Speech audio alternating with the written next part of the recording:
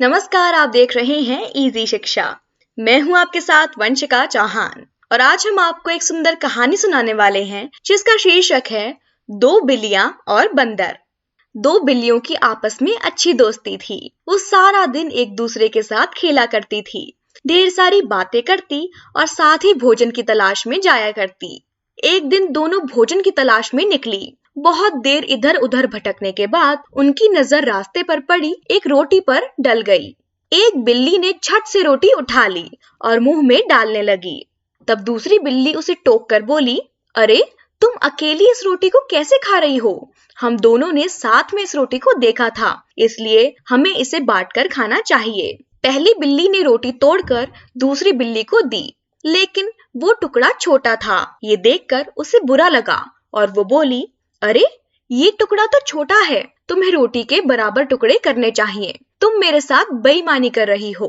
इस बात पर दोनों में बहस होने लगी। बहस इतनी बड़ी थी कि दोनों लड़ने लगी। उसी समय वहां से एक बंदर गुजरा। उन्हें लड़ता हुआ देख उसने कारण पूछा। बिल्लियों ने उसे सब कुछ बता दिया।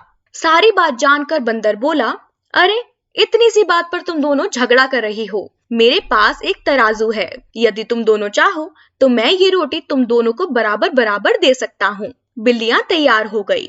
बंदर एक तराजू लेकर आया।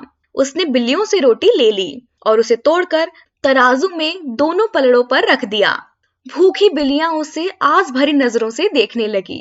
तराजू के पलड़े पर रखी हुई रोटी के टुकड़े में से एक टुकड़ा बड़ा और एक टुकड़ा छोटा था, जिससे पलड़ा एक तरफ को झुक गया। तब बंदर बोला, अरे ये क्या, एक टुकड़ा दूसरे से बड़ा है, चलो मैं इसे बराबर कर देता हूँ। उसने रोटी के बड़े टुकड़े को थोड़ा सा तोड़ा और अपने मुंह में डाल लिया। अब दूसरा टुकड़ा पहले से बड़ा हो गया। बंदर ने अब दूसरे टुकड़े को थोड़ा सा तोड़ दिया और अपने मुंह में डाल लिया।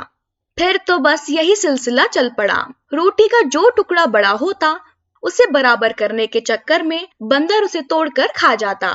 ऐसा करते करते रोटी के बहुत छोटे छोटे टुकड़े रह गए।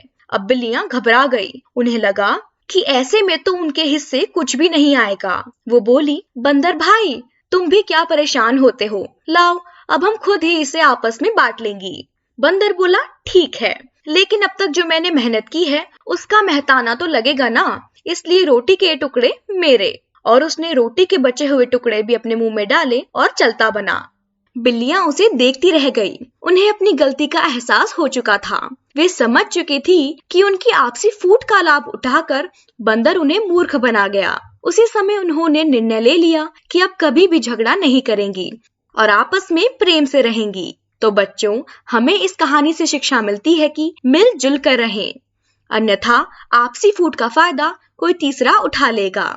हम आशा करते हैं कि आपको हमारी आज की कहानी पसंद आई होगी। ऐसी ही कहानियां सुनने के लिए सब्सक्राइब कीजिए हमारे चैनल इजी शिक्षा को। धन्यवाद।